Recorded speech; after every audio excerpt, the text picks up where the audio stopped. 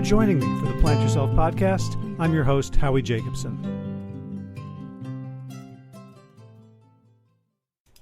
All right, today an old friend returns with a new book. Lani Muelrath is the author of Mindfulness, which is a guide in the former Complete Idiots Guide series. It's now in the Conscious Care Guides. There's quite a rebrand for you. You are no longer an idiot. You are now engaging in conscious care when you read this wonderful book. Lani's been on the podcast many times. We've talked about fitness. We've talked about the plant-based journey. We've talked about her work, advocacy for animals and activism in rehabilitating elephants in Africa. And today we talk about mindfulness, meditation, and presence. And she brings not just a sort of improve yourself, improve your focus perspective, but really an entire ethical perspective to mindfulness. Like, what are we being mindful for? Why are we trying to increase our capacity to be present for others, for ourselves, for the world? And it's a beautiful way to look at kind of activism in a world that frankly sucks in a lot of ways. There's a lot of things that make us angry, that can cause us frustration and fear and grief and despair, and how to bring mindfulness, to the battle, as it were, so that we can make the biggest impact we can make and remain whole ourselves, or even heal in the process. So I hope you really enjoy this conversation. So without further ado, Lani Muelrath, welcome back to the Plant Yourself podcast. Thank you, Howard. Very nice to be here always. You just came out with a book on mindfulness, which I read 2 weeks ago in preparation. And 5 minutes before this call, I realized I had no idea where I'd put it. So I ran all around the house looking at all the usual spots, and then I came back to my office and it was on the shelf where it had not been 2 minutes earlier. Uh-huh. So probably I really need this book. So. Well, I think our conversations, we don't ever need reference points. We always seem to just go wherever. So that works for me. Well, I thought that too, but just my state. So I was wondering if you could take charge of this interview and, invite you, yourself, and me and our listeners into mindfulness, because I sure could use it after running around looking for the book. Well, I was thinking as I was waiting for you, because as I just wrote you a short email saying, well, I'm here and ready, because I've been I do volunteer work for Spirit Rock, which is the sister of the Insight Meditation place in Barre, Massachusetts. And I'm helping catalog their videos. So I had something to do, but I thought, maybe he's going to be ready early. So I'll just tell him I'm ready. And I just realized that one of the gifts of mindfulness is that you rarely feel like you're wasting time, because there's always something to do. If you're, for example, let's say you're in a line waiting for something, and rather than just buying into being impatient, you can observe and navigate what impatience is like. And that's how that's how mindfully you can go right to the middle of it. So it becomes an experience, and actually a growing experience, because you can see how we get in our own way with many of our emotional habituated responses. So I was just sitting here waiting, and I thought that is really nice. I rarely say, oh, what a waste of time that was, or, traffic, as long as I allow enough time so I'm not late for an engagement, it's just useful time. Yeah, that's really interesting, because I started working on not pulling out my phone in lines. Okay. But see, the first thing is to be aware of what I'm doing. I'm impatient with doing this, so I have to be doing something. And you're so busy. I was thinking, how do you do all that you are doing? And part of you has had to become very efficient with the use of your time, right? But then you become so scattered and so disjointed. And I think that I'll let you continue, because that's really a valuable lesson. Yeah, it's funny, because I don't feel efficient and I don't feel productive. I feel like, honestly, a giant fraud a lot of the time. I do a couple of things well, and thank God they get paid well hourly, but like if I had to have a real job, I don't know if I could cope. But also, like there's that judging voice that I'm hearing. But the truth is that a lot of what I do feels like wasted time in the moment, even though I know it's not. So my meditation doesn't feel like wasted time. It feels like a workout, right? Because it's hard. But things like relaxing or reading a book that's not necessarily on a topic, or conversations, or just sort of puttering around in the garden.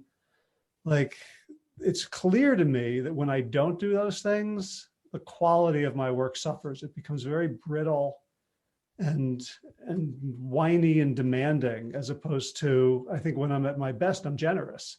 And I can only be generous when I give myself that time that feels to me, based on external conditioning, like wasted time. You mean like puttering in the garden? Is that in the list? Yeah. Okay.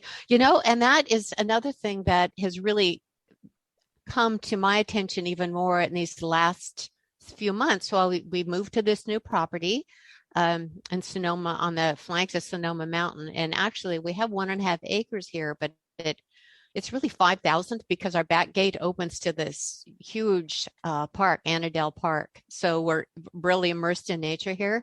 But one of the challenges, or one of the tasks with this property, is it's got massive oaks all around it. It has a meadow where we were able to put our veggie garden, but lots of oaks means lots of leaves and lots of twigs from windstorms. So it's a lot of making sure that the leaves are away from the house because of fire management. Here we are in California, or anywhere in the country, it seems to be that's the situation. And just keeping things so that there's enough leaves to keep the natural layer for all the critters that hang out there, but so it's not like 3 feet deep, which can happen easy. So I started to see that when I would become annoyed with how, I just do this, all these leaves are back. And I think of it as raking meditation, or when there's, because that's all meditation is. It's just being present with what you're doing. And when we compartmentalize it into meditation is doing nothing and just sitting and quiet, that's an important training ground. But any task you have, anything you're doing can be a point of meditation, just like chopping vegetables, washing dishes, scrubbing floors. And I invite everyone to do that. When next time you're at a task that you see as a waste of time chore that you have an aversion to, it's a new way to approach it, because if you can bring your attention to it, and our joy really comes from being completely in the present moment with what we're doing. And we know this from the research, which I talked about more in the Mindful Vegan, where the research is done is, remember, and we talked about this at that time too, where a wandering mind is an unhappy mind. And the research actually tells us that if we are doing something and our mind is somewhere else, even if it's an unpleasant task, which means our mind goes somewhere else, that we are less happy than if we have an unpleasant task and actually keep our attention on doing it. So over and over again, that came up in the research. So that's really kind of important. The research is wandering mind, unhappy mind. Anyone wants to look it up. But it really tells us a lot about that very feature of leaf raking meditation, dishwashing meditation, uploading video, audio meditation. So anyway, maybe that'll bring a different perspective on some of the things that we just think are waste of time or fillers, or I want to get done with this so I can go do that, because that's our life, isn't it? Isn't our life many of these tasks? And if we compartmentalize it, and that's the thing I don't want to do, and this is the thing I do want to do, it robs us of a lot of opportunity. I'm not perfect at it. I'm not saying I'm the skillful example of being able to do this, but more and more, that is how my life is. And I like that. I just saw a meme on Facebook today that says the average retirement age is 66 and life expectancy is 78, which means if we do the whole thing for like 12 years of elderly leisure, like that's not really a good deal. Right? We want to sort of be here for the whole thing. Yeah. Yeah. And I think that the word retirement kind of has a bad rap anyway, because I actually officially retired from classroom. When was that? 2007? What is that? 14 years ago? And it Yeah. was after that, though, that this was my fourth book. So I had a different kind of productivity, but it really is a wonderful thing to be able to have a space for slowing down and appreciate the, leaf raking and the weeding meditation and those kinds of things. So, Yeah. Well, what's coming to me, I've been listening to a bunch of podcasts from Andrew Huberman, who's the Huberman Lab, I think out of Stanford, which is mm, like a brain scientist. And he talks about the different, reward chemicals in the brain. And there's a bunch of reward chemicals that are triggered by seeking, right? Like dopamine is all about like, go get something good. and get But there's also, rewarded for it. yeah, Yeah. there's also like, whole a range around oxytocin, which is you get rewarded for enjoying what you have, Hmm. which is sort of equally important. And I think we're very bad at that as a society and sort of enjoying what Yes, we have. especially in our culture. And I'm glad you bring this in because this was one of the really fundamental things that I wanted to look at with the new mindfulness book. So the Mindful Vegan, which came out in 2017, was really focused on our relationship with food, eating in our body, and how mindfulness can make a difference in that because it was so fundamental to a radical change for me. But this book, the mindfulness book I was actually asked by Penguin Random House to update and revise a mindfulness book that they had. It was actually, I think, in the dummies, didn't you write an idiot's guide or a dummy guide to I wrote marketing? I wrote dummies. I think this was the complete idiot's guide. Okay, it was complete. Yeah, the CIG for mindfulness, but that's kind of a passe kind of term. And, that was a moment in time. And what they wanted was for it to become a conscious care guide. And I thought I'd read everything like pretty much about mindfulness out there because of research for the Mindful Vegan. But this book I had not heard of before. So I thought, okay, well, I'd like to see it, before I agree to it.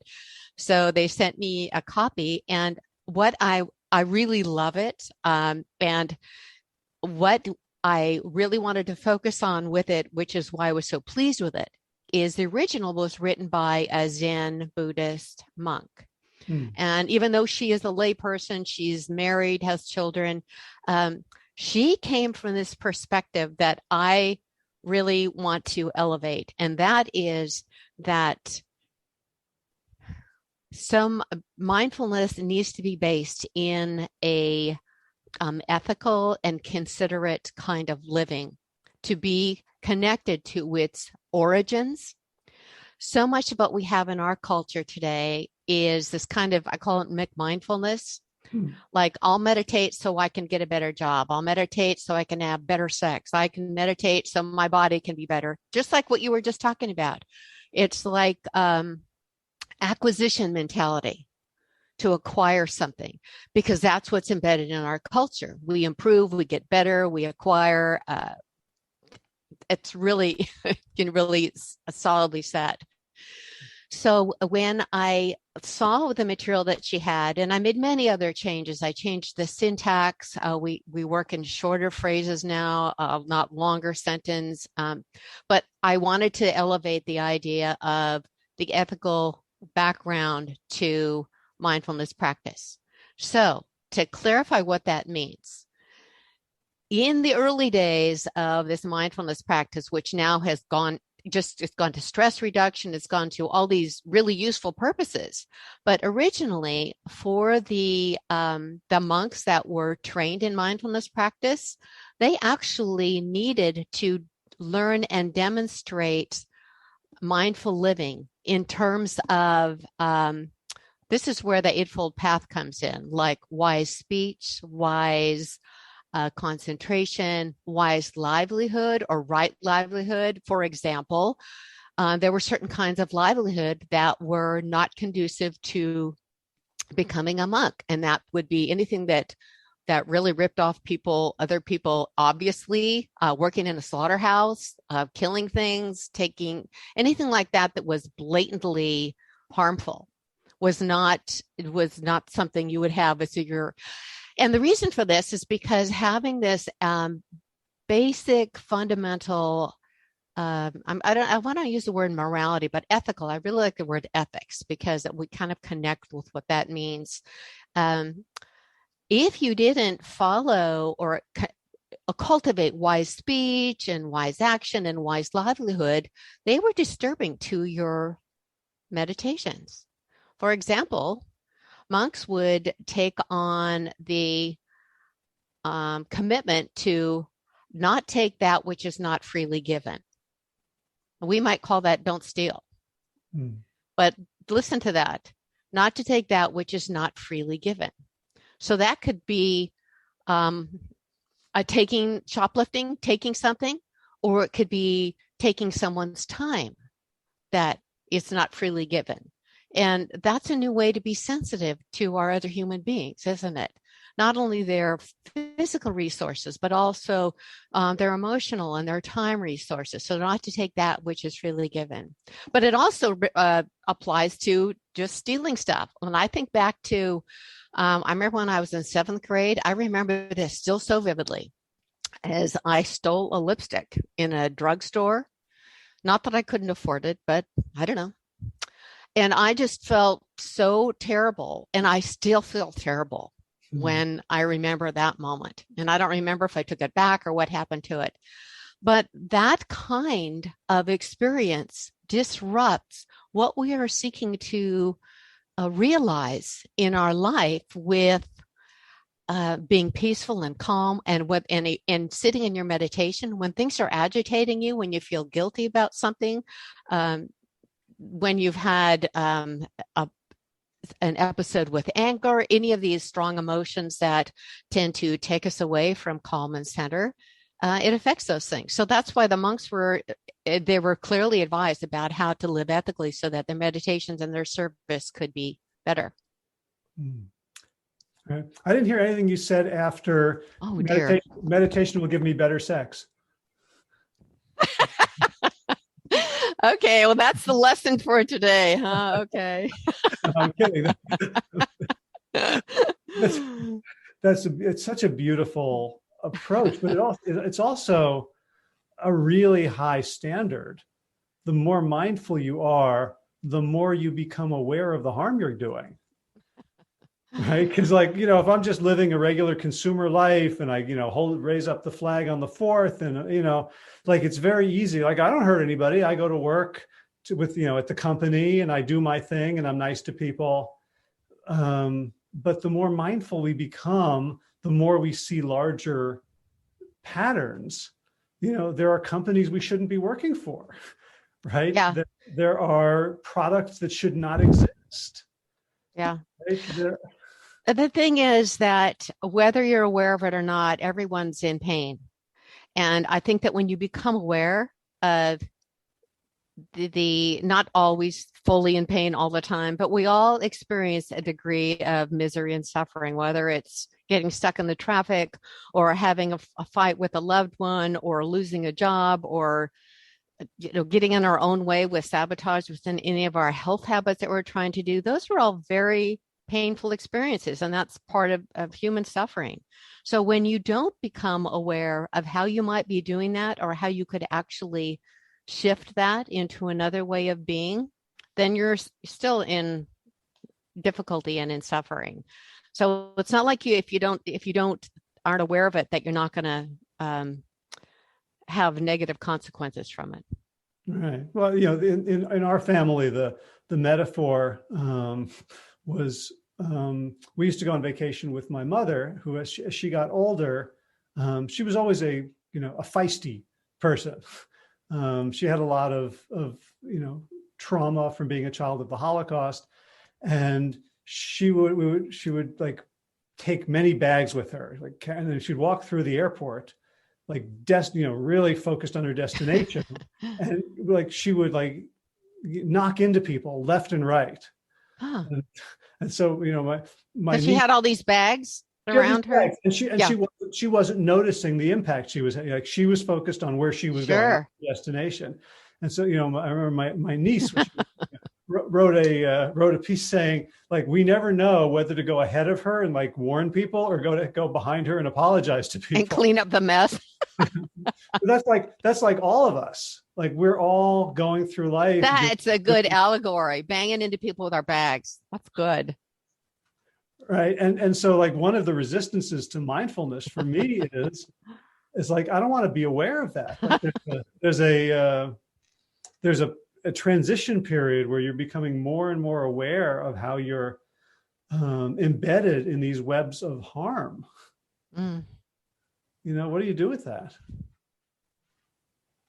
Well, you can learn to make more conscious choices, and you can also, but I think it's really important to have a practice where you connect with your Buddha nature. We all have Buddhability, right? We all know what that means, don't we?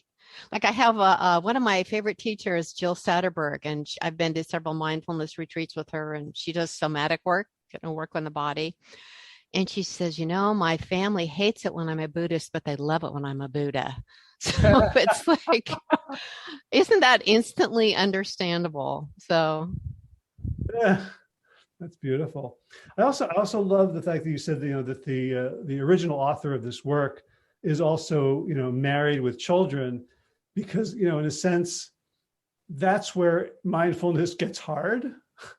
Like, you want to be a monk up in a monastery, like, okay, that's great. But, you're, and there's a tradition, I guess, in a lot of Eastern traditions of people becoming monastic or ascetic, like leaving their families, right? The Buddha, Bhante Dharmawara, was a Cambodian monk who, was diagnosed as being terminally ill in his 30s, and he just, left his family, left his children, went out into the forest and bathed in green light, and became a great healer and guide. But there is this thing, like, you've got to, in these traditions, that implies you've got to separate yourself from the world in order to achieve Buddha nature. And I love that there's a path. yeah, I think that's actually rare occurrence compared to all the people that are aspiring to cultivate that Buddhability within. Most people are just like you just talked about, just like you and me. We are juggling a million things, and actually that's a richer place to realize this, because it's being in the thick of things. It's being right in the middle of the mud. And that's where it really comes to fruition. And it's so organic and messy, but you can see how it can make a difference in people's lives when you do something as simple as, and this has been really big for me, learning how to listen. We are all very much in a place of hearing people talk to us through our filter of our experience, which is something that you can't avoid, because we do all bring to a conversation who we've been up till then. But we can start doing this. And I think that you and I have talked about this a little bit before too. You can start to become aware of, well, don't you hate it when you're talking to someone and they interrupt and finish your sentences for you? Most people don't like that. And we've all been guilty of it to some reason. So you can start to notice when you're listening to someone, does that urge come up in you? If you haven't already done it, finish their sentence or said, oh yeah, I know what you mean, I did, and go on about your own story. If you can learn to or start to practice, and that's all this is, it's a practice. It's not a perfect, it's a practice. The skill of listening, which is one of the Eightfold Path, is skillful listening. That is actually being present for someone else when they're speaking, and letting yourself get below your layer of your own filters. And you can start to notice, especially if you've done sitting practice, which connects you very clearly with things as they rise up with you, physical tension, mental reactions. You can notice, oh, I'm starting to have an aversion to what they're saying. Oh, I know where they're going to go, and I want to, add on to that or embellish, or somehow making an assumption about what that person is saying. And this can oftentimes be incorrect. And the other person reads that. They feel that energetically. And you abort the ability to really connect with someone and listen to them by doing that. So I'm getting better and better at it, and I'm learning how to practice that more, but especially around people that we're really familiar with, like our family members. Mm. And I remember back when I was first going to mindfulness training, and I've had a long, my father isn't around anymore, but he and I had a long kind of contentious relationship and outguessing each other and wanting to be, better than, or, not like fathers and daughters everywhere, right? But I remember after my first mindfulness retreat, and I met up with my parents, and I'd had 10 days of like what you were talking about, being away, silent retreat, a good opportunity to really, it's just you. And, as John Kabat-Zinn says, wherever you go, there you are. I love that. Yeah, here I am again.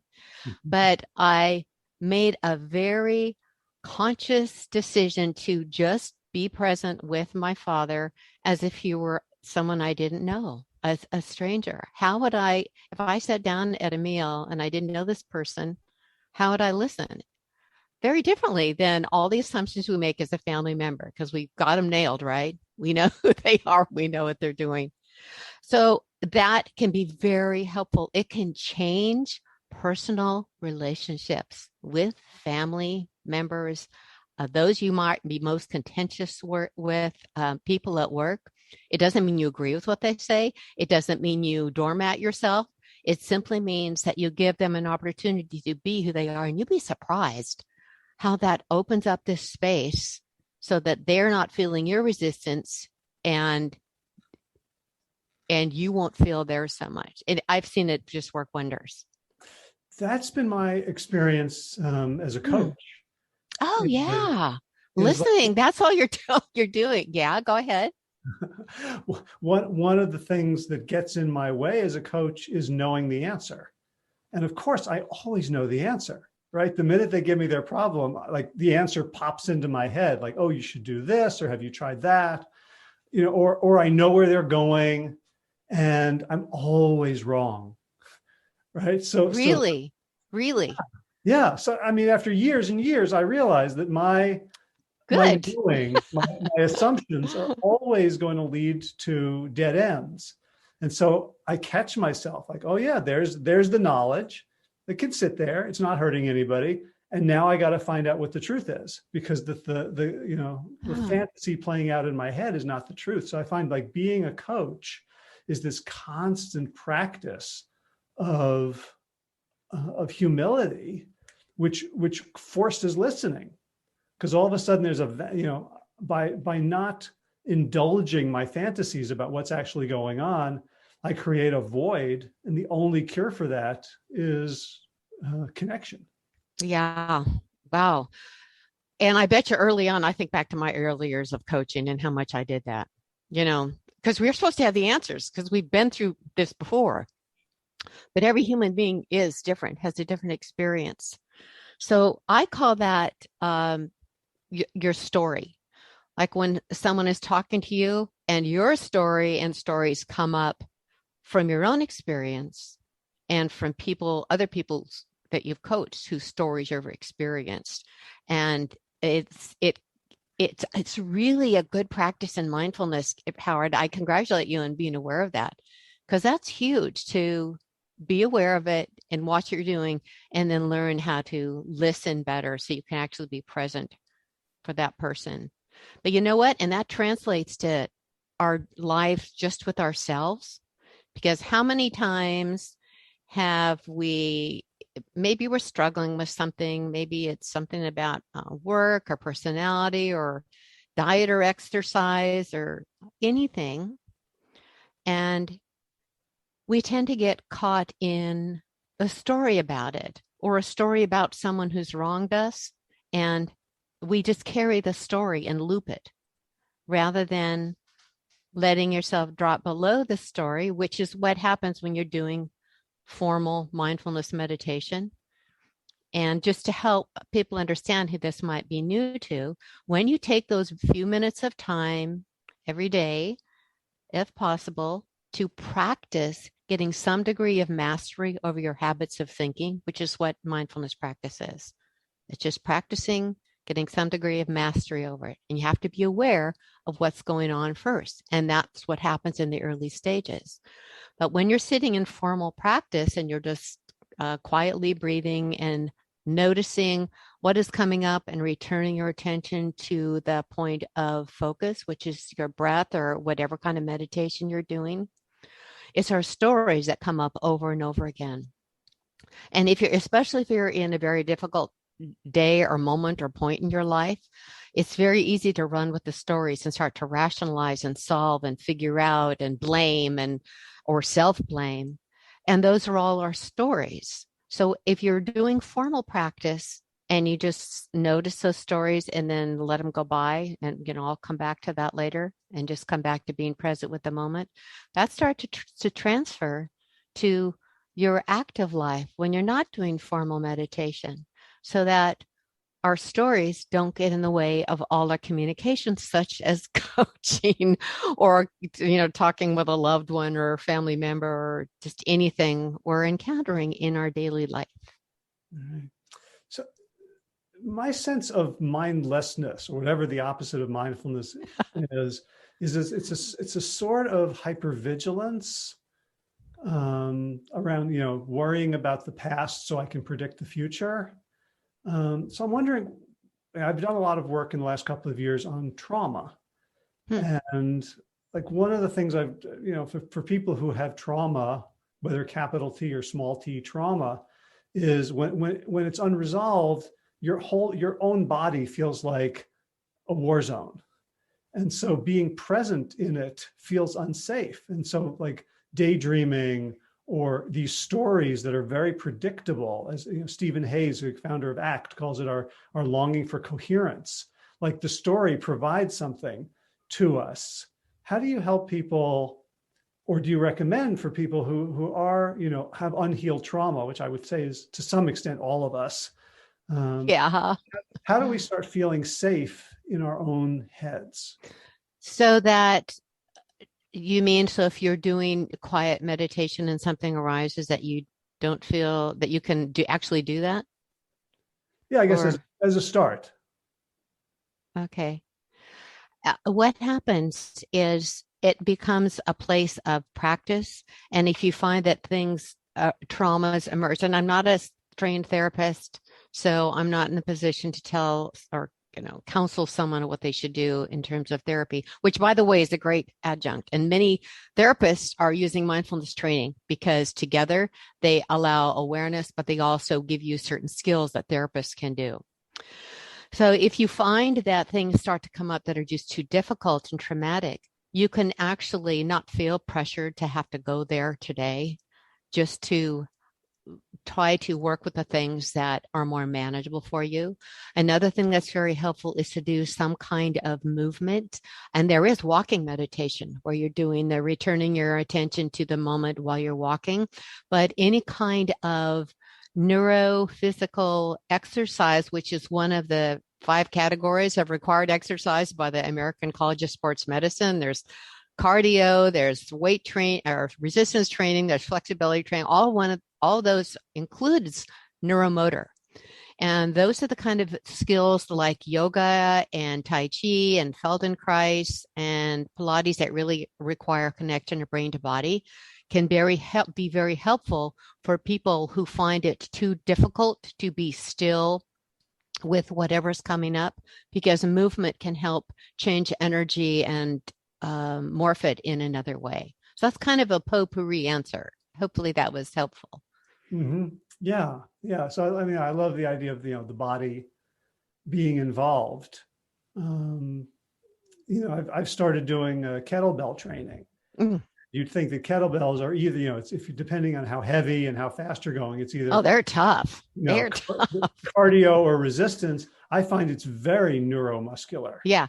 And you do it badly and you really hurt yourself. Oh, excuse me. Go ahead. That's exactly right. I wanted to tack on to what I said, that I think all physical activity is brain body. And that's why we feel so much better if we just go on a walk or a run. It doesn't mean we have to think about every step, but the modalities that require you really focus on exactly what you're doing, which is what you're saying with kettlebells, you can because you're requiring your core muscles to control you. You're not using a piece of equipment and you're swinging something around much of the time, that it is easy to let yourself go out of alignment or let a strong muscle take over and injure yourself. So it's good though. That's good work. Are you working with a trainer or you just got some bells and go for it? Oh, no, I'm working with online training. Oh, good. Yeah.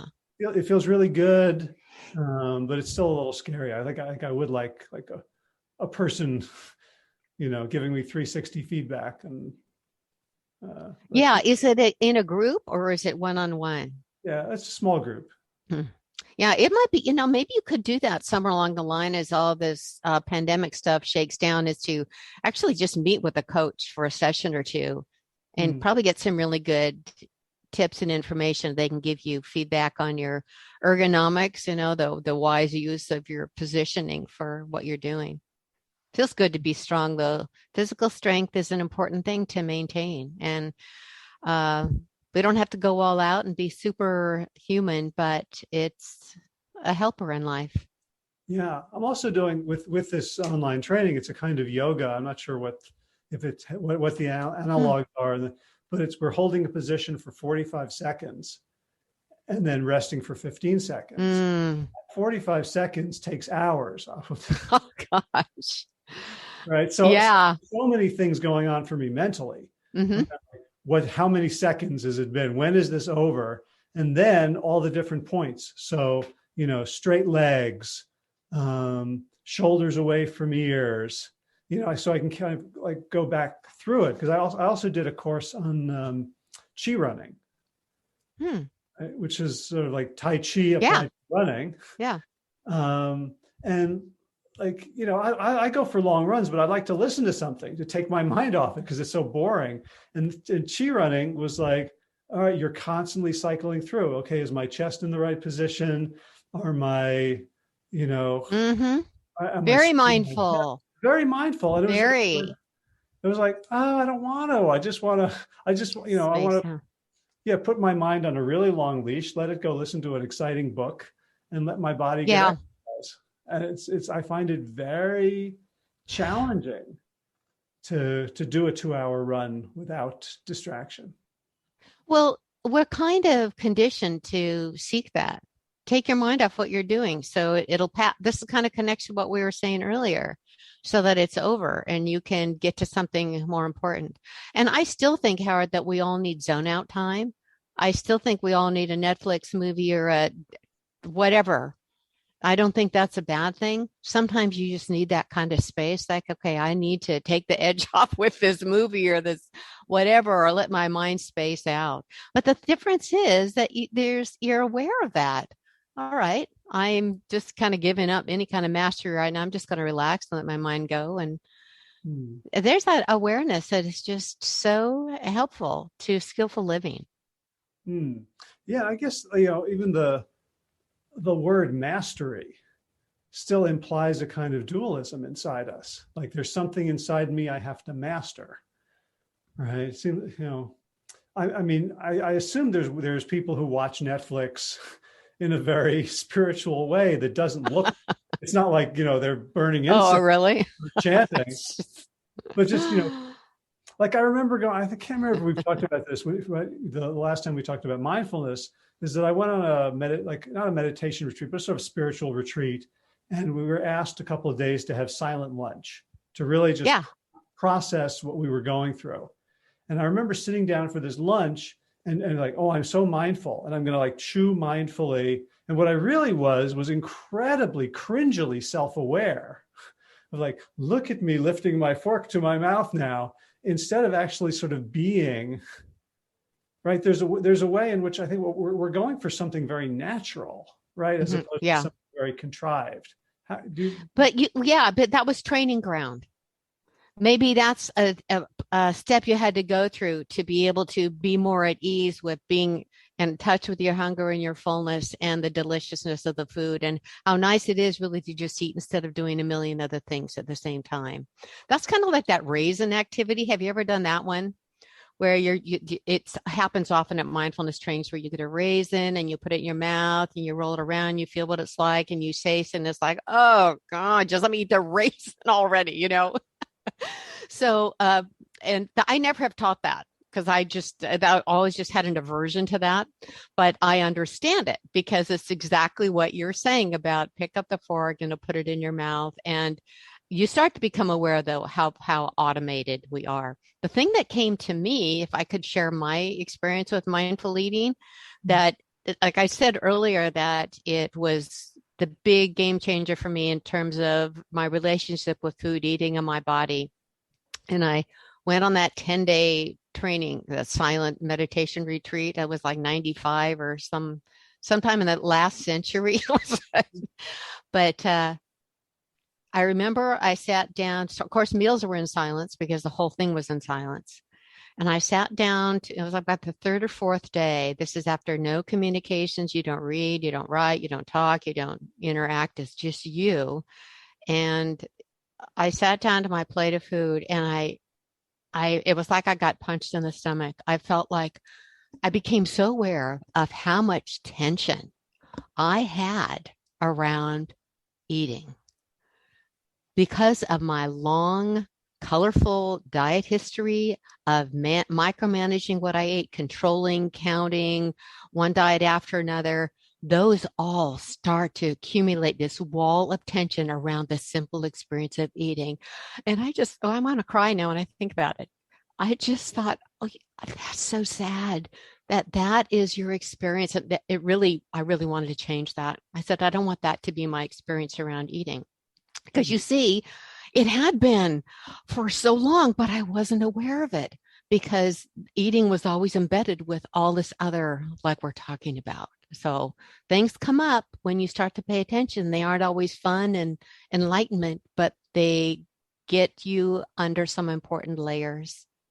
Yeah. Well, I mean, to me, another word for mindfulness is sort of awareness. Yeah. And, right. Without awareness, there's really no choice. So when But I you work, can be aware without being mindful. It's like you can be aware that you're driving down the road, even though maybe you weren't.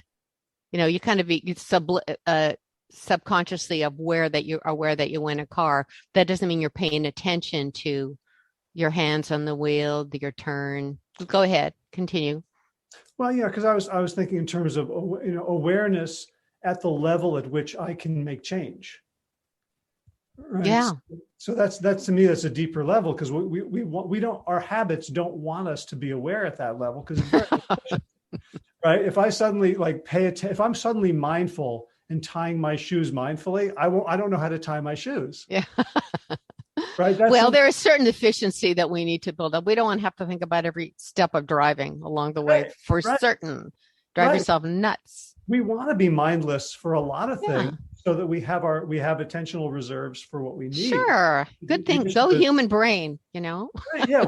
But when there's something that's not serving us, like a dysfunctional relationship with food, right? You could be mindless of that, unaware of that, or aware cognitively, but not see how it's playing out in the moment when you have the choice. Yeah. Am I gonna stuff my face with 30 raisins, or am I gonna place one and savor it? Mm-hmm. So when I work with people on, okay, we're gonna change my diet, I'm gonna do something differently. Like we work really hard on it. Like, what's the moment in which something's gonna come up? And what can you learn from that? Mm-hmm. So a lot of this is based on work I've read and talked about with Judd Brewer. Yes. Yeah. Yes. Right. That it's the mindfulness at those moments that gives us the capacity to make different choices. Yes, exactly. And he's really done some great work, and he has some apps out that have been very helpful to people. But I think that what's important here, what really comes up is how difficult it is to do that kind of thing without some kind of base training. It's like when we try to, I'm sure many people that are listening have, like me, had a long and colorful diet history and tried many different modalities of eating, counting this, counting that.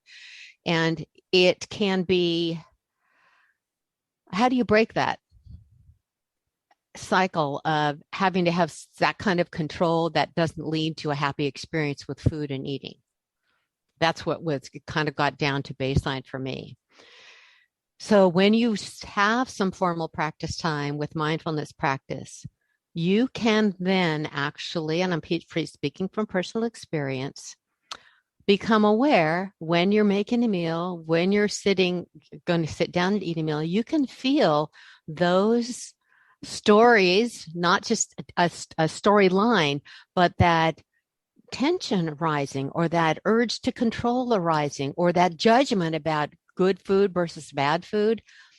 I have such an array of those in my past that starting to notice those coming up was huge for my recovery from thinking and living around food like that. And it's made me, to this day, I've shifted even more and more away from thinking about being too connected with nutrition and healthy food. And I eat healthy food, but I've expanded to not being so focused and cognizant of that. Part of that is because I've built up some good ability to make good choices around food, but I can still see the old part of the judgment, the grabbing and grasping in your mind, that I just am so happy to have dissolving from my experience around food and eating. Well, I think it's really important, though, that we need training around that, because there's movements around intuitive eating that are disastrous. Oh God, I read this book called The Only Diet There Is. I think I wrote it like how many are there really? I think it must have been 25 years ago. And I don't know if you saw it, or it was Sonia somebody. She said they called it like it's the humming diet. So that if food hums to you, you eat it. So if the donut's humming to you today, and who hasn't had a donut hum to them before, you eat it. And there was all these stories about, oh yeah, I started doing the humming diet and I lost 15 pounds because I agree with you. That intuitive thing, what intuitive? Whose intuition? Is it your old grasping, controlling, or just want to be free person who's saying, I should just eat this today? I agree. I hope I didn't hijack that. But I really don't like that whole intuitive, unless it has a whole lot of substance and training behind it. I just don't think it's a good thing. It's too hard to tell it's just like saying spontaneity. Spontaneity is overrated. If you're spontaneous, aren't you just doing the old stuff you used to always do, whether it was good or not? I mean, it's not the right, necessarily wise choice. It's just be spontaneous. The humming donut. Yeah, I interviewed Stephen Nachmanovich, who's a improvisational musician. He wrote these beautiful book, Free Play and the Art of Improvisation.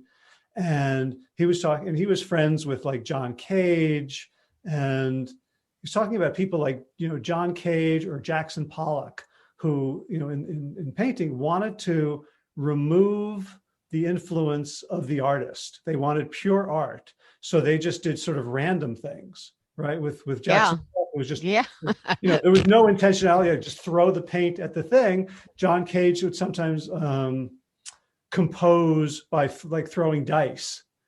And the thing, and what Stephen Nachmanovich pointed out is, you can tell, you'll always know a John Cage composition or a Jackson Pollock painting. Like if there wasn't their conditioning in it, they would all look completely different. But they had their signature. So like all of us have these signatures, and they're not necessarily all bad. I mean, it's probably great. It's just good. Where do we want to expand to grow our acorn a little more into an oak? Yeah, good. Interesting. You should have the opportunity to experience a lot of people in this podcast. It's just astonishing to me, the breadth of connection that you've been able to, and that's a lot of books you've been reading. Yeah, that's there was a short period of time, maybe 3 or 4 months, where I got the idea that I wanted to be more popular than I was, podcast wise. Like I was like, it's very competitive, I guess, out there. Yeah, I had like Rich Roll. Like, like, how did he get, Lance Armstrong or somebody, like, wow, that's really big.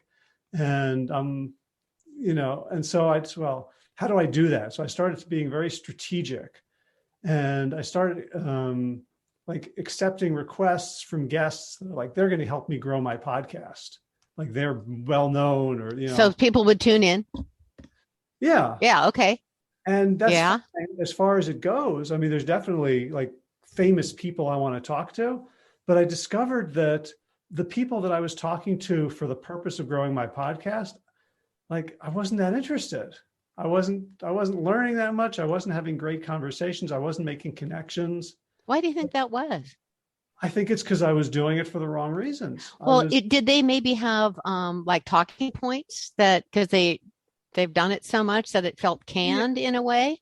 Yeah, I think we were both playing the game, right? Like somebody reaches like, I want to be on 12 podcasts, and my PR person is going to send a pitch to you, and they've never seen your podcast. They just came up on Apple and it looked like a good one. And we're both using each other. Yeah. Right. How many did it take you to discover that was what was happening? Honestly, it took me way too many. Like after the first one, had I been mindful and realized I don't want to press publish, like I always think, like I have a couple of friends from high school whom it horrifies me that they subscribe to my podcast. like people who know my bullshit. Yeah. And are going to call me on it, and and it's not like a random stranger telling me I'm an idiot, which happens all the time. It's not the fans who write because they appreciate. This is like someone who cares about me saying, you got that wrong, or I really didn't like how you did this, like stuff that makes me feel bad because it's true and helpful. Right. And so I was like, oh, I don't want that person to see this podcast. I wonder if I could like not email them. Yeah. Selective distribution. Right. Which is terrible. Like I want to have, I want this podcast to be about being present. Yeah. In some of the most beautiful, inspiring people on the planet. Well, yours is definitely different from, I've done a lot of interviews, and it's always different experience with you because I feel you are not afraid to ask the question that comes up instead of putting it through a filter of how does it pertain to topic? How are they going to respond, or what am I going to, and sometimes it's been really off the wall and it catches me off guard, but I really like that because what you're doing is just being there, right now. So I'm pleased to see that you saw that difference. And I also understand why you did that. I mean, you have a business to run, and it's important for you to have an audience so that you can continue that. That's a really interesting story. It'd be interesting to see if people listening could say, oh, that must have been one of those, or, Yeah, I don't know. I mean, there are days when I'm just off, when I have a perfectly fine. Oh, no, you're kidding. Yeah. I never have days like that. Yeah, I wish I was. One thing I would like is the guts to say, hey, I can't do it today. Because it feels dismissive. Like if I called you 15 minutes before we were going to get on and say, I'm just not feeling it today. Like maybe I could do it with you because. Oh yeah, I would say, well, fine. Yeah, because I understand. I think there's wisdom in that too. Anyway, if that comes up in the future, fine. Just let me know. Yeah, no, I know you're always good medicine. I always get something from this. So the book. Yeah. Well, it's really, it's broken up into sections about kind of what you need to know about mindfulness and how to cultivate mindful awareness. It really is a good basic manual in that way, how to develop receptivity, working towards something bigger. But as I said, undercurrent to it is elevating the necessity for not just doing a practice to get better or more something else, but it's about having more happiness and less misery in our lives. However that shows up. I think misery and suffering we think as Americans that those must be really big things, like you're starving, you're homeless, or they're the things that we experience every day that bring us discomfort, whether it's relationships that are problematic or The discomfort of having to go to the bathroom when you're in the car. I mean, that's a kind of misery, isn't it? These are all things that we have to navigate. So the whole idea is here is how to increase your happiness, decrease your stress, and also decrease those problems that are causing us pain in our lives. So that's the whole idea behind it. Has your sort of writing career and teaching career, say sort of like you following your own needs in terms of like, this is the thing I think I need right now, whether it was. Well, that's what you always want to write about, isn't it? And you're a writer, and that's what you teach. It's kind of what you need to know. But it's something. Have you finished the question? I don't want to interrupt the question if you're still. Well, I'm just thinking about. Yeah, no, I had. So like you sort of have three writing phases that I've been aware of. One was the fitness person. Mm-hmm. You did Fit Quickies, and then you got into food, Mm-hmm. plant-based journey, and mindful vegan is now another shift. Mm-hmm. Like, what is the question? Well, that turned out to be a good kind of trilogy setup for me because from the beginning, and I have said this in the first book, it's about food, fitness, and frame of mind. So actually now I have workout in each of those. And there's a lot of overlap. So I always address all three of them. But that kind of turned out to be nice for me because I could dive into one and then another and then another. But if I relate that to my life right now too, is I think I don't think I've spoken with you since the campfire, the Paradise Fire that we went through in Northern California. So no one used to know where Paradise was, and now everybody knows. Ron Howard made a movie about it. But, our home did not burn, but our town sure did. And we had to escape through flames like everybody else. Some had it much worse than us. And we ended up being evacuated at a cousin's house for a long period of time. And there was a real shift that came about from that. I noticed my productivity really changed in terms of doing things because it was a time for recovery. And I noticed things that arose in me were a sense of wanting to be helpful to other people. I started baking bread for people whenever I could, to kind of give something. And it was always appreciated, something nice, but it kind of turned into that kind of thing. How can I support? And we didn't have, and then after that, the pandemic came in where it kind of curtailed all of our ability to travel and present at these things, but it all kind of fell in line at a place of pulling back, learning how to do weeding and leaf raking meditation, bake bread for other people. It's just been more of a time like that for me. So that's kind of tagged on to the other part. Right. I guess, I'm thinking about like the shift into sort of mindfulness, and you're part of a community of mindfulness people now, right? Mm-hmm. Like, I can't remember exactly, like you were with Tara Brock or. Yeah, I have helped her at her events at Spirit Rock, and she wrote a foreword for the book. So yeah, that's a real honor because she's made such a difference for so many people in the mindfulness world.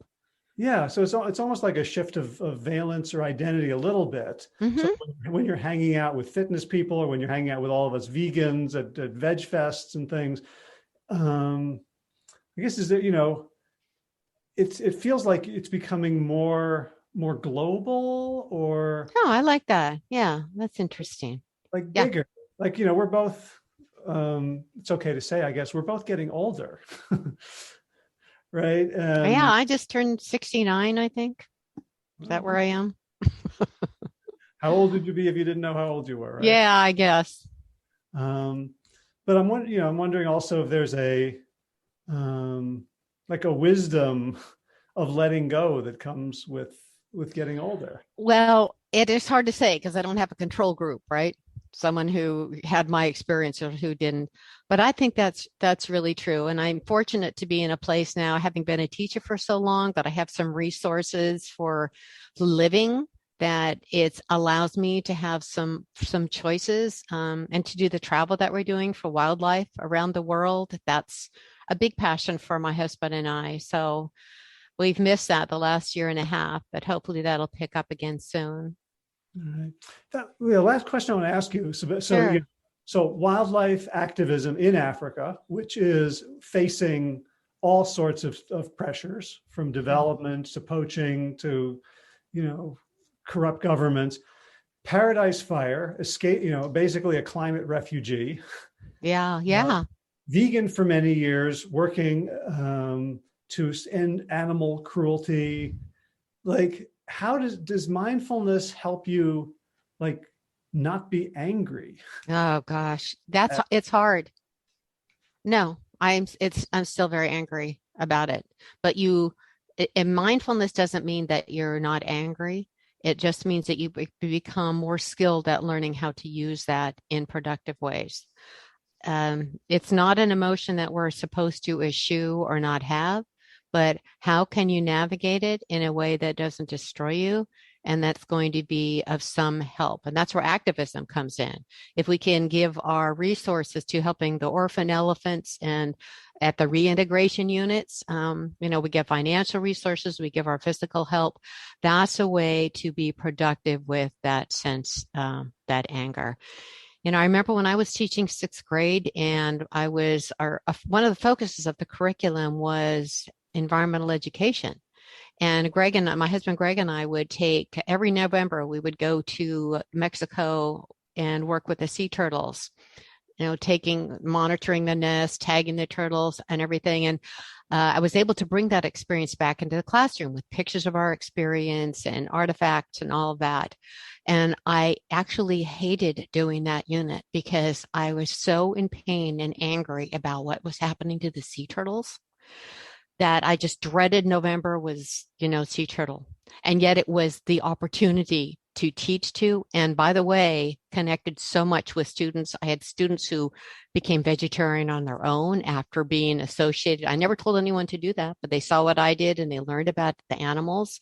So that's a way to work with that anger, not just run away from it or sit in it, but actually do something productive with it. Mm. So I'm thinking about a podcast guest I had last year, Tyson Yunkaporta, who's a indigenous Australian, and he looks at he writes about Western culture from an indigenous perspective. This is like the single sin of civilization is narcissism, which he defines as thinking, Yeah. I am greater than you, you are lesser than me. Mm-hmm. And that's the sin that I continually find myself locked in, along with anger. So if I have anger at the corporations, anger at the politicians, anger at the poachers, it becomes like they're bad, they're wrong, they're less than I am. And I find when I can drop that, when I can't drop that, I have almost no impact. Like the only impact I would have is force against force. So I'm wondering, for you, you're facing the problem of sea turtles, which is sort of a conceptual problem, but then there's actual humans doing things. Yeah. And Well, that's hard, Howard, and I agree with you, because you can think, well, I have the global perspective, but they're just thinking of themselves, like they're the narcissists, not me. And it's hard to see that humanity in people who are just seem to be taking blatant advantage. And I really do try to think, all right, what is it that, for example, the elephants, one of the big problems for the elephants is the human wildlife conflict. So because humans have encroached so much on the land with herds, cattle, there's greenery gone. It's becoming, there's desertification happening in Africa. And so the elephants are going into the family gardens because that's where there's some good food. Well, there we have a conflict, right? So the family then shoots an arrow at, shoots a bullet at, ensnares the elephant, who is now in a rescue situation or just dead, and their babies are abandoned. It's horrific. So I realized these people are hungry and they need to feed their family. So how can that horror be, how can there be a solution that I can be helpful in that context? And so by our work with the elephants is these reintegration units. What that means, or an elephant is orphaned because its mother has been, killed or has died. They bring them up until they're 3 years of age, bottle fed, all of that. And then they move to a reintegration unit where they are moving in and out of the wild, and so that they can circulate with the wild animals. And then after 7 years, they go to another place. And we actually now have elephants that have gone out to the wild, have babies, and come back and bring their babies because they made it to the wild elephant, and then bring them back to the keepers to show them the family. So this is how you can do a resource to build a rescue of this situation. Then there's the whole problem with environment, and what about educating women so that we don't have these multiplying population situations, which is embedded in the culture. We do a lot of work with the Maasai, and their culture has, you just have babies. It's kind of like back in the old West when we needed to have children here to work on the farm, right? That's your value. It's very complex. It's very complex. So my answer to the how do you make a difference, or how do you deal with that anger, is try to find who's making a difference where. And it can be very overwhelming and very depressing and very sad. So you just get up the next day and try again. It seems like mindfulness is a very powerful tool to sort of curb for me to curb my impulse to do harm. Like it's like just like eating crappy food. Like it feels really good in the moment to blame somebody else, be right and they're wrong. Yeah. On Facebook and what do they call it? Virtue signal. Right? Like, as opposed to, how am I contributing to the problem? What to the, what, as you say, what's the good? What are the worthy motivations of the people that I see as my enemy? Like, even to be strategic, I think it's like a huge dose of mindfulness, just for me to see, oh boy, I'm so hooked right now. Thank God I don't have a gun. Like I would, like the impulse to violence because I'm right and they're wrong. Well, it hooks back into, or loops back into, our conversation about listening. There's a lot of ways to listen, and sometimes I'll just yell at the news and go, what an idiot. How could they do that?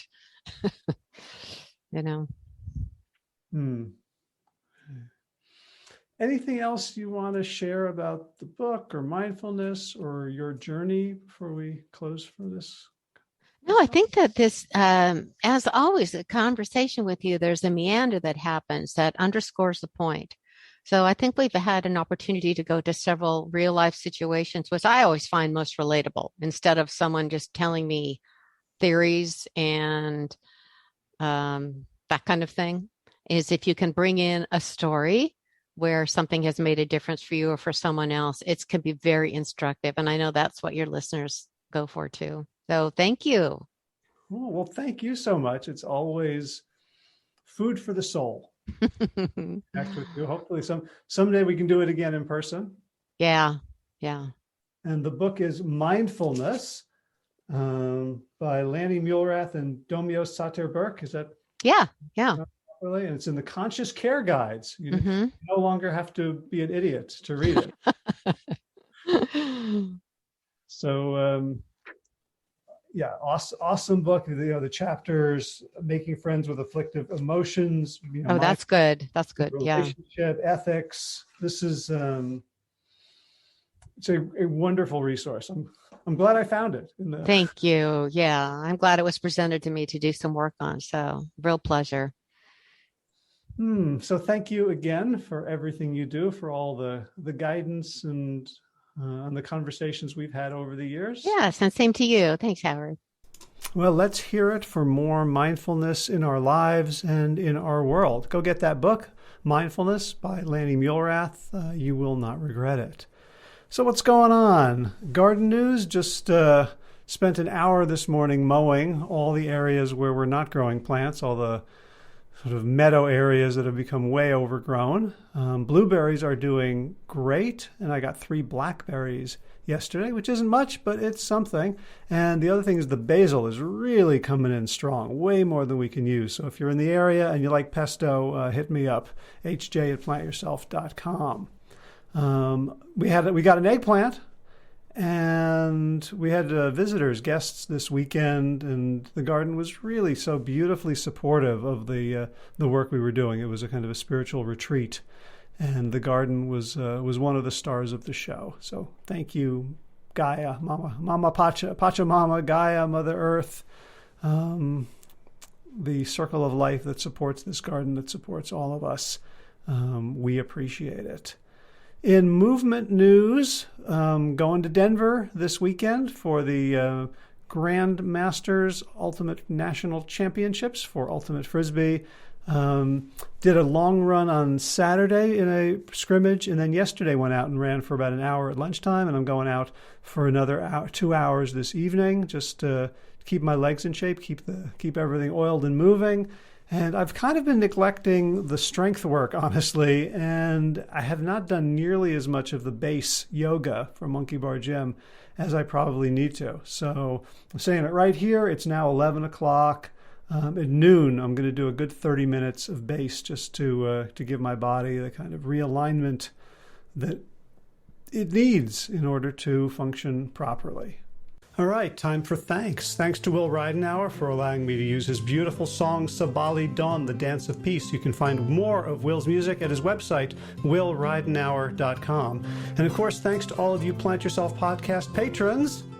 Kim Harrison, Lynn McClellan, Brittany Porter, Dominic Maurer, Barbara Whitney, Tammy Black, Amy Good, Amanda Hatterley, Mary Jane Wheeler, Ellen Kennelly, Melissa Cobb, Rachel Behrens, Tina Scharf, Tina Ahern, Jen Filkanovsky, David Bizek, The Mysterious Michelle X, Elsbeth Feldman, Leah Stoller, Alan Christensen, Colleen Peck, Michelle Landry, Josina, Sarah Durkis, Kelly Cameron, Janet Selby, Claire Adams, Tom Franzek, Jeanette Bennett, Gila Sert, David Donahue, Blair Cyber, Dorona Vizov, Gio and Carolyn Argentati, Jody Friesner, Misha Rosen, Michael Warbeck, Aviva Lael, Alicia Lemus, Val Linneman, Nick Harper, Bandana Chawley, Molly Levine, The Inscrutable Harry R., Susan Laverty, The Panda Vegan, Craig Kovic, Adam Scharf, Karen Burry, Heather Morgan, Nigel Davies, Marion Blum, Teresa Koppel, Julian Watkins, Breed O'Connell, Sharon Hirschman, Linda Ayat, Holm Hedegaard, Isa Tuzinwa, Connie Hainline, Aaron Greer, Alicia Davis, Heather O'Connor, Carolyn Jensen, Sherry Olakoski of Plant Powered for Health, Karen Smith, Scott Marani, Karen and Joe Crabtree, Kirby Burton, Teresa Carell, Kevin McCauley, Elizabeth Rothschild, Ann Jesse, Cheryl Dwyer, Jenny Hazelton, Peter W. Evans,